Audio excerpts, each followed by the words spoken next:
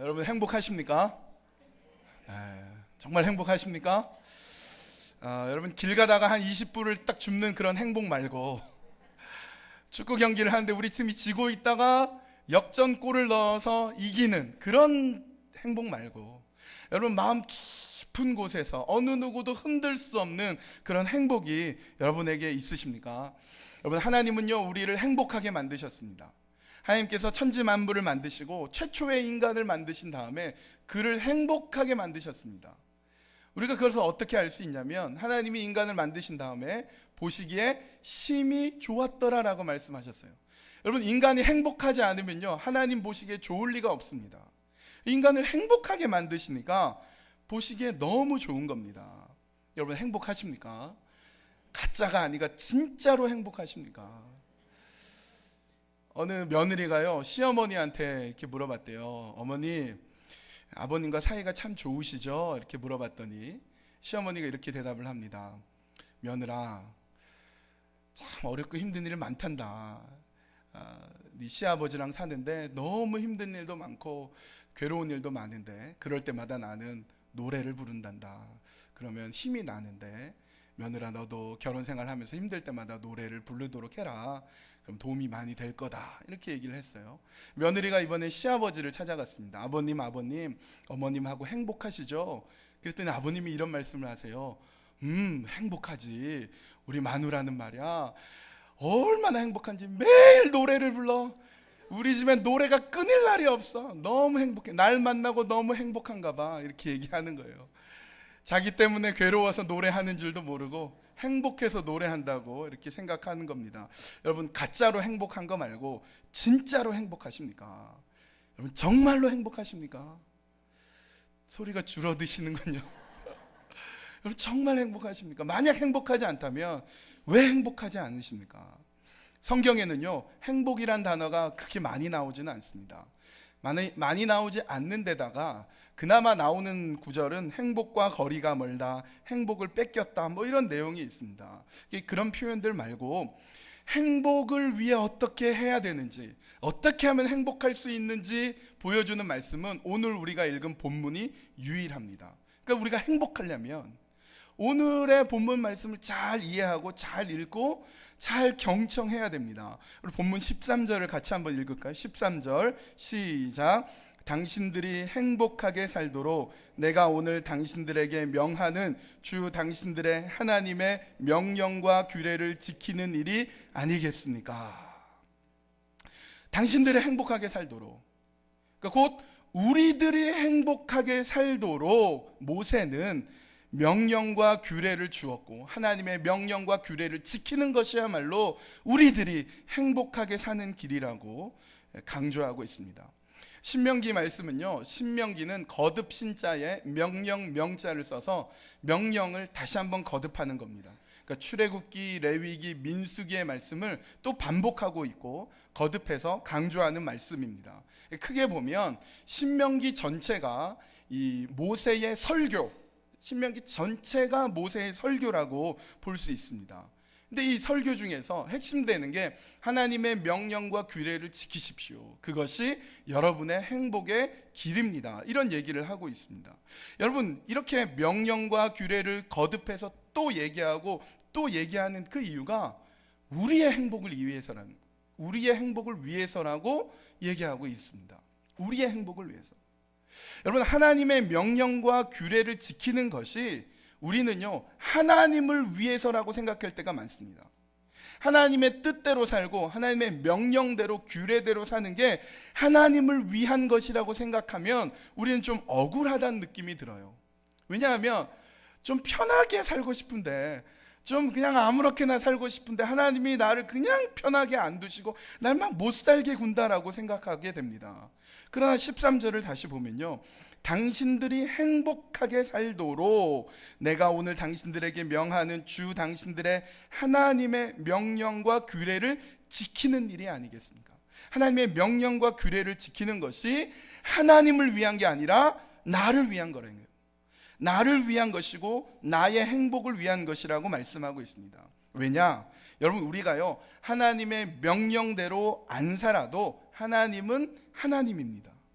여러분, 나의 추악과 나의 불순종이 하나님의 거룩하심과 완전하심과 선하심을 0.00001%도 더럽히지 못해요. 여러분, 우리의 불순종으로 하나님이 안 되신다면 하나님은 하나님이 아니십니다. 여러분, 무슨 말인지 아십니까? 여러분, 우리와 상관없이, 우리가 어떻게 사느냐와 상관없이 하나님은 선하신 분이고 하나님은 거룩하신 분이고 하나님은 영원하신 분입니다.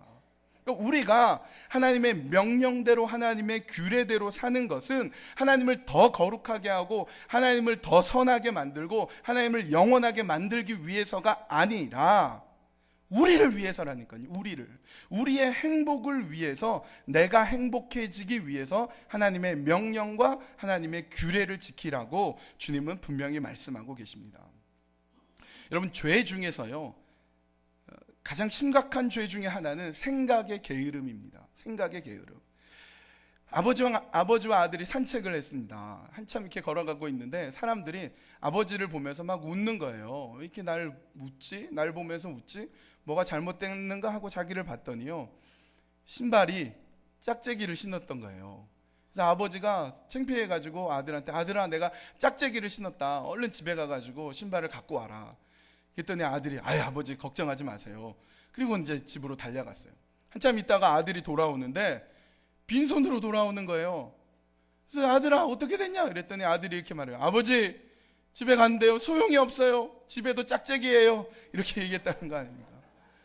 생각하지 않으면요, 생각이 게으르면 죄를 지을 수 있습니다. 아담이, 하와가 뱀의 유혹을 받아서 선악과를 따먹었습니다. 그리고 그 선악과를 가지고 아담에게 갖고 왔는데요, 딱 보면 알죠.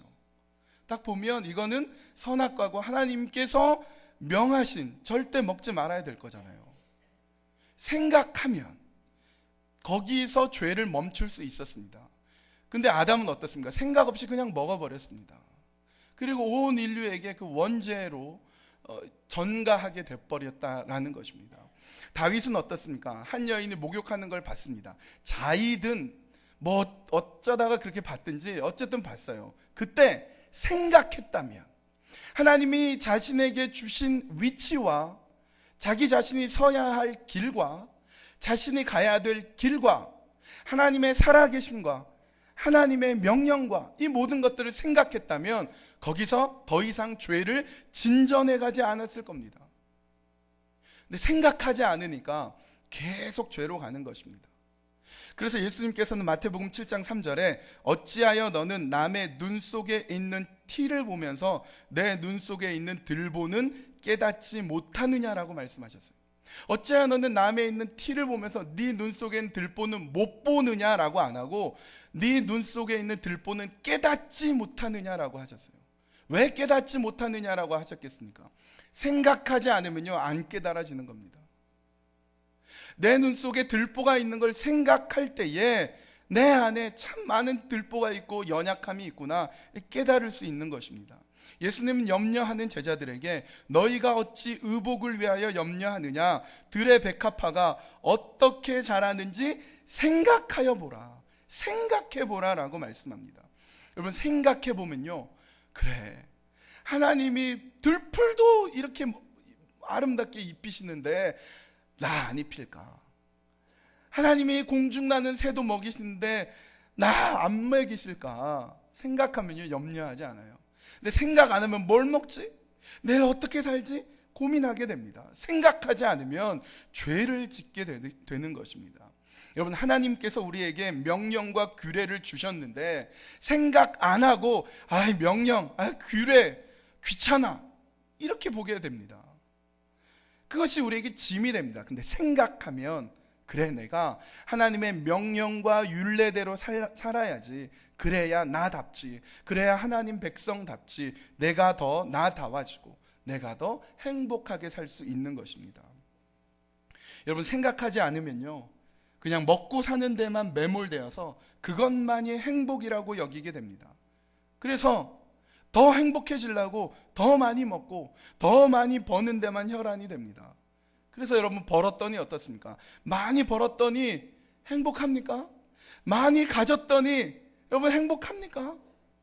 그게 아니잖아요. 여러분, 우리는 지금 1960년대, 70년대, 80년대에 비하면요 굉장히 부유하게 살고 있습니다. 엄청 부자가 됐습니다.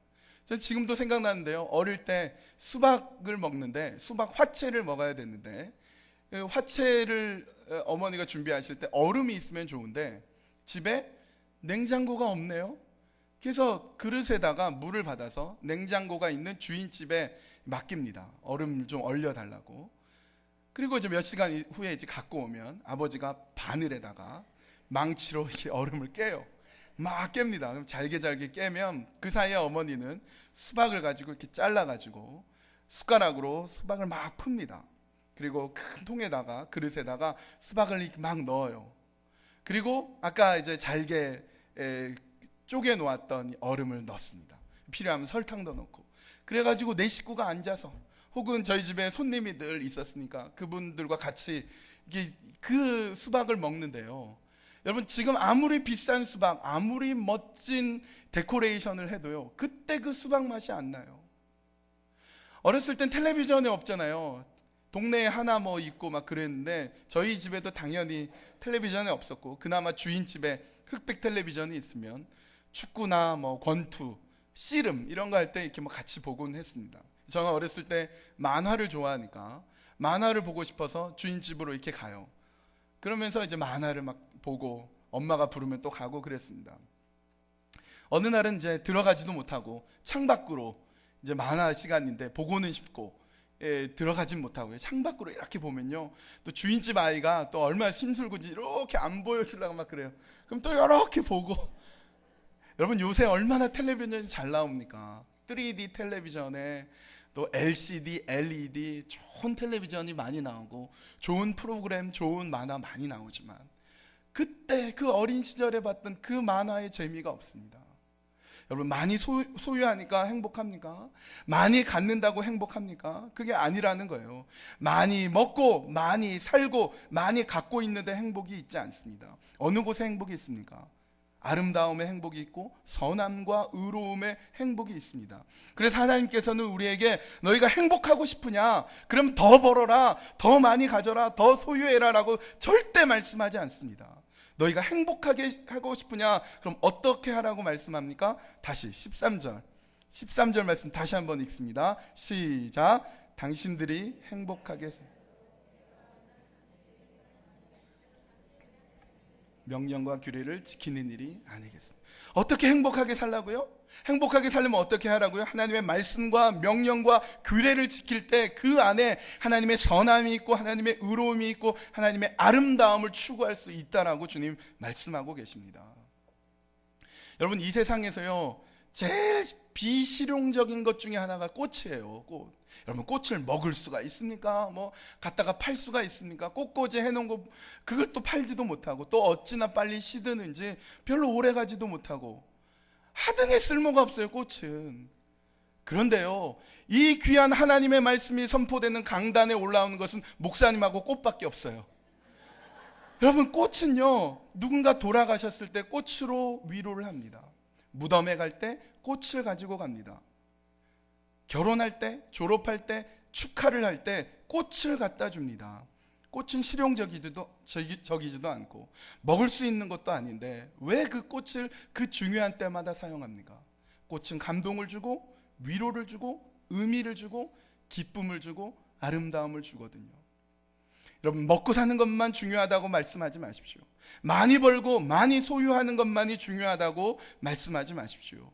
종교가 무슨 소용이 있고 신앙이 무슨 소용이 있냐? 여러분, 그렇게 말씀하지 마십시오. 아름다움과 의미와 선과 의로움이 없이 단지 많이 벌고 많이 먹고 많이 갖는 데에만 초점을 맞춘다고 절대 우리는 행복해지지 않습니다. 사람이 되지 못하고 단지 먹고 살고 많이 가지고 있는 것으로만 만족하는 한 마리의 동물로 전락할 뿐입니다. 여러분, 이 꽃도 아름다움과 의미와 선을 준다면, 기쁨을 준다면, 선 중에 가장 선하시고 아름다움 중에 가장 아름다우시고 의로우신 중에 가장 의로우신 하나님은 어떻습니까? 여러분, 그 하나님을 바라보고 그 하나님의 명령과 규례를 따를 때 우리에게 행복이 주어지는 것은 당연한 일입니다. 벌이 벌집을 만들 때 여러분 보신 적이 있습니까? 벌 두 마리가 양가에서 이 벌집을 만들기 시작합니다. 정육면체로 되어 있는 벌집을 만들어서 가운데 가면 딱 만납니다. 근데 신기하게도요, 끝에서 출발한 벌 두 마리가 가운데 정확하게 한 치의 오차도 없이 만납니다. 사람이라면 그렇게 못할 텐데 벌은 정확히 만듭니다. 어떻게 그게 가능한가? 하나님의 지혜가 그 벌에게 주신 거예요. 우리 몸에 호흡기관이 있는데 그 중에 허파가 있습니다. 한 주먹 정도 될까? 허파가 있는데 허파 안에 허파꽈리가 있습니다. 아주 작은 구슬처럼 되어 있는 허파꽈리가요, 사람에게 3억 개에서 5억 개가 있다고 합니다. 그 허파꽈리를 다 꺼내가지고 쫙 펴면 테니스장 하나를 가득 메울 수 있을 정도입니다. 어마어마하죠. 우리 몸의 그 조그만한 기관 속에 있는 그 허파꽈리가 그 정도로 어마어마하게 많습니다. 더 놀라운 것은 어떤 기계도, 어떤 컴퓨터도, 어떤 사람도요, 그 3억 개, 5억 개 쫙 깔려져 있는 허파꽈리를 허파 안에 넣을 수가 없어요. 넣는다고 해도 그것을 호흡하게 만들 수가 없습니다.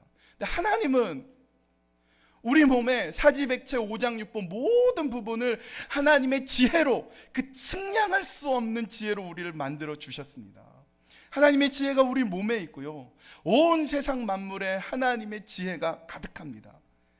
이 작은 것, 이 마이크로한 것에도 하나님의 지혜가 있고, 매크로, 이 어마어마한 것에도, 거대한 것에도 하나님의 지혜가 있습니다. 여러분, 우주의 크기는 측량할 수 없다 그러죠. 계산을 못합니다. 왜냐하면 측정하는 동안에 우주가 변하게 되니까 이 크기를 다 측정하지 못한다 그래요. 이게 소리에는 속도가 있습니다. 1초에 330m를 갑니다. 그래서 제가 여기서 야 그러면 330m에 있는 친구가 1초 뒤에 딱 돌아보는 겁니다. 소리에는 속도가 있기 때문에 그렇죠. 그래서 물론 이제 에코 같은 것도 있긴 하지만 어렸을 때 교장 선생님이 훈화를 할 때 그 소리에 속도가 있기 때문에 앞에와 뒤에가 차이가 있기 때문에 이렇게 됩니다. 여러분 오늘도 새나라의 어린이는 부모님 말씀을 이렇게 되는 거죠.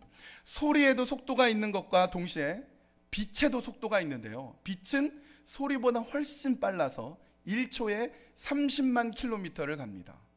1초에 30만 킬로미터. 지구의 둘레가 4만 킬로미터거든요. 그러니까 똑딱 하는 동안에 빛은 슉슉슉 7바퀴 반에 지구를 도는 것입니다. 그 어마어마한 빠르기입니다. 소리의 속도를 음속이라고 하고 빛의 속도를 광속이라고 합니다. 소리의 속도를 따라잡은 전투기는 있습니다. 근데 빛의 속도는 물리학적으로 어떤 기계도 못 만들어내죠. 그런데 빛의 속도로, 이 광속으로 지금 우리가 있는 이 지구에서 가장 먼 별이 무려 25억 광년에 떨어져 있다 그렇습니다. 빛의 속도로 25억 년 동안 가야 별이 있다는 거예요. 여러분, 하나님은 그 먼 곳에 별을 달아 놓으셨어요. 여러분, 그걸 우리가 측량할 수 있습니까? 우리가 밤하늘의 별을 보는데요, 그 별에도 하나님의 역사하심과 하나님의 지혜와 하나님의 광대하심이 숨겨져 있는 것입니다. 여러분, 그 하나님이 오늘 우리의 행복에 관심이 있어요. 오늘 우리의 행복에 관심이 있어서 우리가 행복해질 수 있도록 하나님의 명령과 규례를 주셨습니다. 어떻게 행복해질 수 있다고요? 하나님의 명령과 규례를 따라 살 때 인간은 인간다워지고 나는 나다워지고 하나님의 백성은 하나님의 백성다워져서 참으로 행복한 자로 살 수 있다고 주님은 말씀하고 계십니다. 그러나 우리가 하나님의 명령과 규례대로 살려면 전제 조건이 있습니다. 첫 번째는요, 내 고집을 꺾어야 됩니다. 우리 16절 말씀 같이 한 목소리로 16절 읽습니다. 시작. 그러므로 당신들은, 아멘. 여러분, 첫 번째는요, 내 고집을 꺾어야 합니다. 개혁판 성경을 읽어보니까 목을 곧게 하지 마라 이렇게 되어 있는데요, 목을 곧게 하지 마라라는 표현보다 우리가 읽은 고집을 꺾어라, 고집을 부리지 말아라 라는 표현이 좀 더 이렇게 확 와닿는 것 같아요. 여러분, 우리가요, 우리 고집이 있으면 하나님의 명령대로 살 수가 없습니다. 여러분이 고집을 피우면요, 하나님의 뜻대로 명령과 규례대로 살 수가 없습니다. 그런데 여러분, 하나님은요, 우리보다 훨씬 고집이 있으신 분이세요.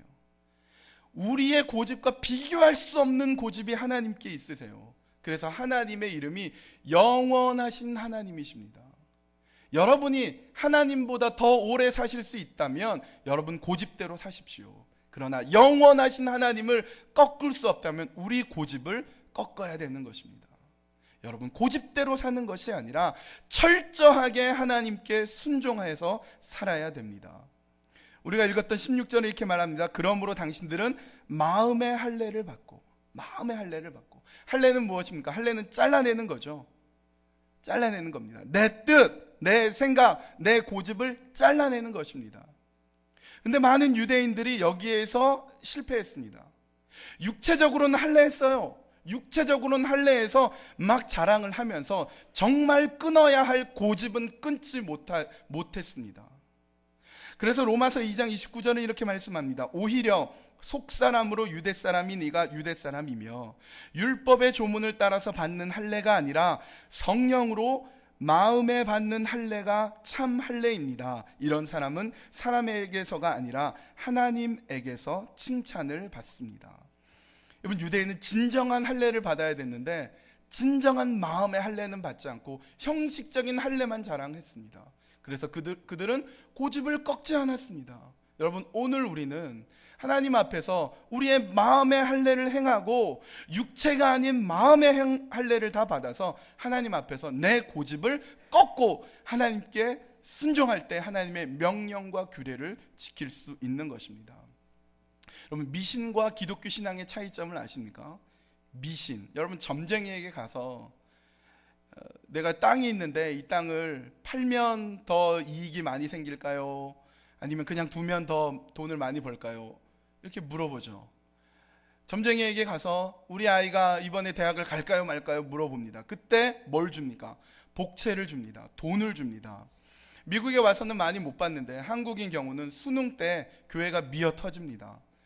기도하기 위해서. 물론 기도하는 것 중요하지만 기도의 내용이 우리 아이 대학 꼭 붙게 해주십시오. 이번에 시험을 봐서 잘 모르는 거 나오면 찍으면 맞는 것만 찍게 해주십시오. 그렇게 기도를 드려서는 그 정도의 수준으로는 미신과 다를 바가 없는 것입니다. 여러분, 미신은요, 무당은요, 내 주머니에 있는 돈이나 재능이나 정성을 다해서 신을 얼르고 달래서 신을 바꾸어 그 신으로부터 내가 원하는 목표, 내가 원하는 욕망을 얻어내는 게 미신이라면 기독교 신앙은 내가 갖고 있는 어떤 것으로도 하나님을 바꿀 수 없다는 것을 알아. 나 자신이 변하는 것, 나의 고집을 꺾고 하나님께 순종하는 것, 그것이 기독교 신앙인 것입니다.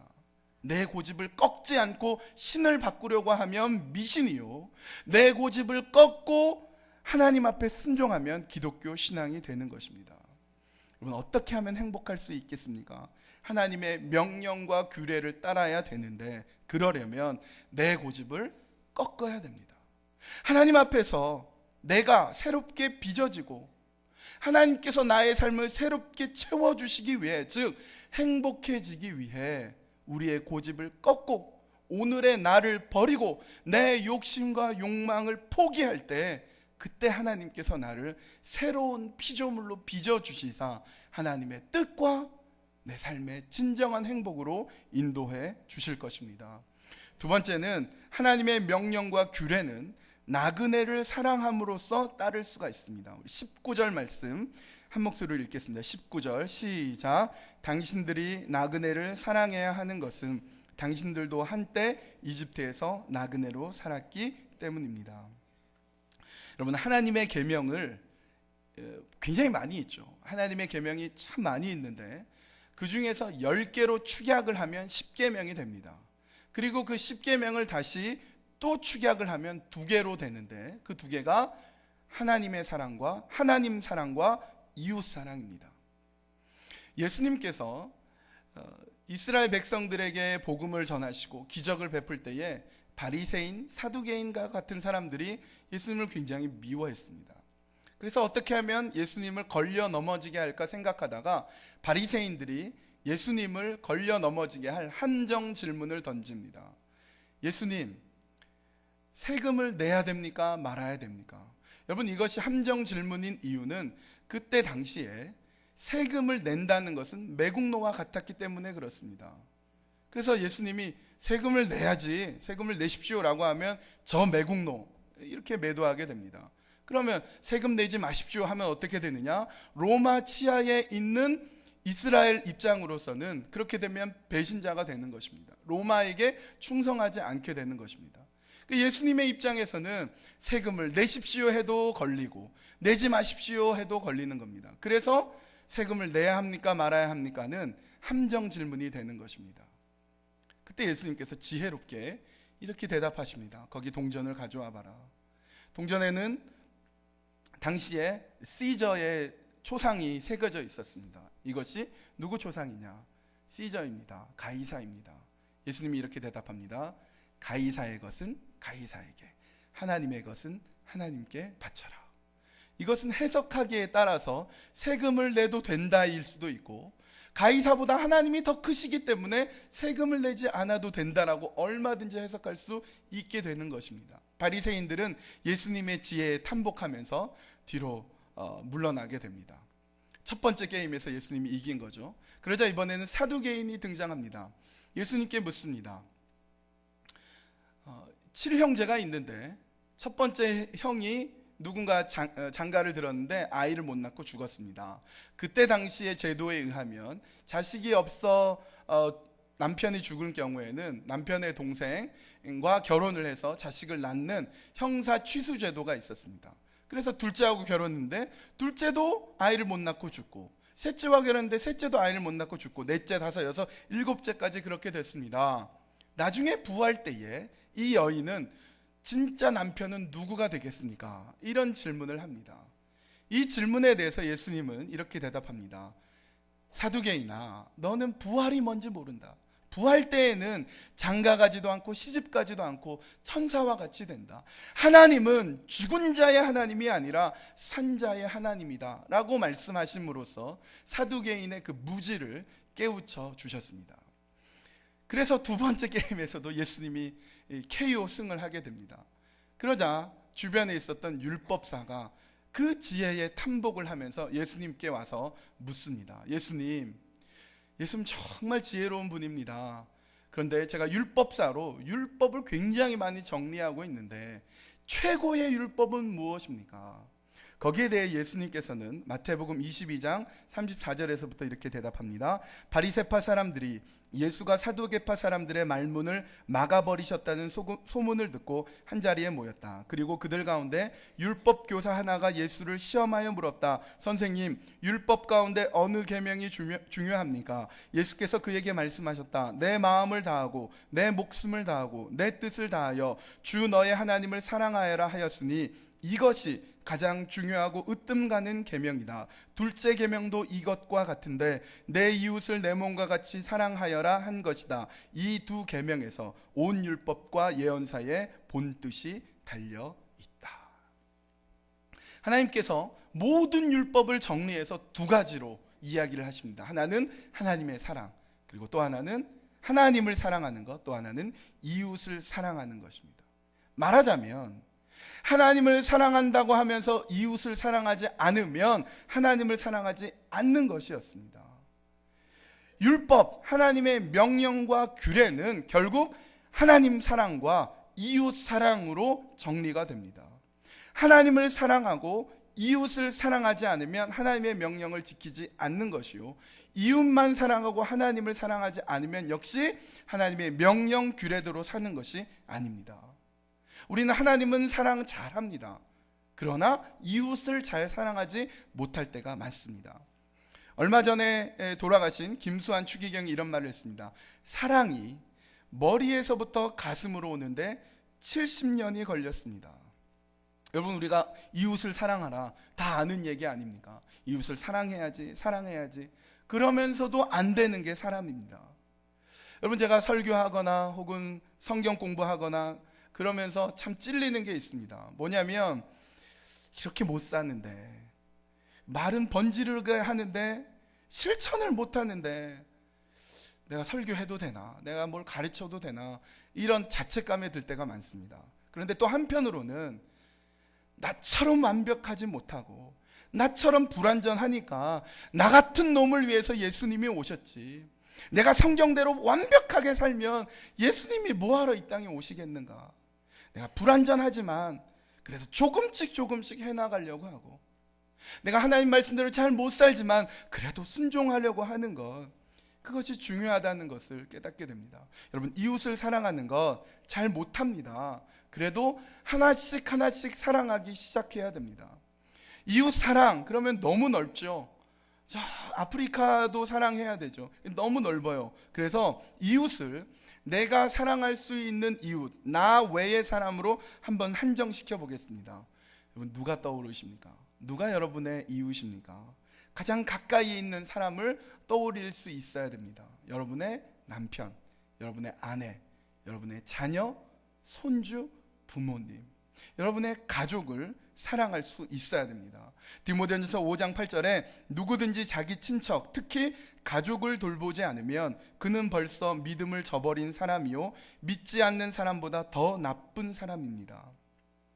여러분, 이웃을 사랑하고 나그네를 돌봐야 할 때 여러분 가족을 먼저 돌보십시오. 여러분의 가족을, 여러분의 남편과 아내와 자녀를, 부모를 먼저 가까이 돌보고 더 사랑하십시오. 그리고 두 번째로, 나그네는 가족 외의 사람을 의미할 때가 더 많으니까 조금만 더 의미를 넓혀서 나그네를 생각해 보겠습니다. 여러분에게 나그네는 누구입니까? 여러분, 우리 교회에 한정돼서 얘기하자면 양육을 하거나 간혹 이렇게 새 가족을 만나거나 아니면 뭐 오래 교회를 다니셨던 분들이라도 공통적으로 이런 말씀을 하실 때가 있어요. 우리 교회는 참 좋은데 이미 구성되어 있는 사람들이 너무 친해서 그 안으로 들어가는 게 너무 힘이 듭니다. 이런 얘기를 해요. 여러분, 나그네는 처음 보는 외국인이 아니라 이미 우리 교회에 들어와 있는 사람들 중에 나그네가 있습니다. 여러분, 내년은 올해보다 더 여러분의 지경이 넓혀졌으면 좋겠어요.